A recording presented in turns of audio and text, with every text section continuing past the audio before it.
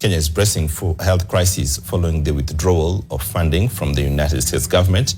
HIV and AIDS and tuberculosis patients and even newborn babies are likely to be affected if the government fails to secure funding to combat these diseases. According to Health Cabinet Secretary Dr. Deborah Baraza, efforts to map out the affected areas has already begun, with a move likely to affect finance and human resources within state agencies which have been benefiting from the aid. Kevin Mutai tells us more from Mombasa.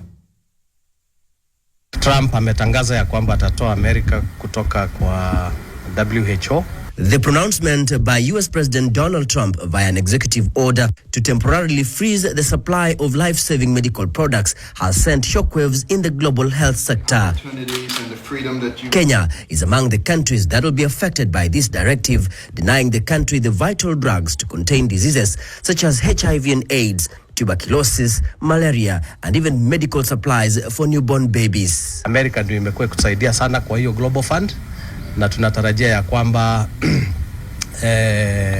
hawatatoka na wataendelea kusaidia. Iwapo watatoka, kama nchi lazima tukuwe na mbinu zetu za vile tutajimudu. Kenya has been benefiting from approximately 25 billion shillings channeled from the President's Emergency Plan for AIDS Relief and Anti-HIV Program of the US government.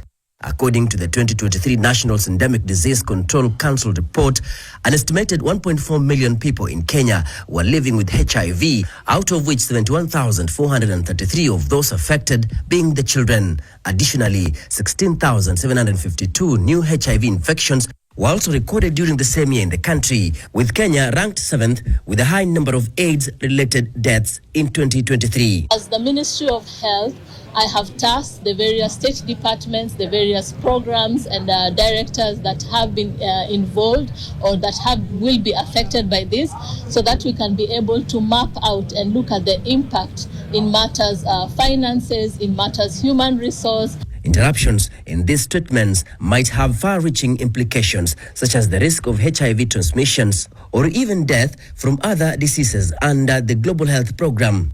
Ms. Baraza says the matter will be forwarded to the cabinet in order to seek immediate interventions. We kindly request that you give us some time before concretizing this, and we'll be able to share with the rest of the country.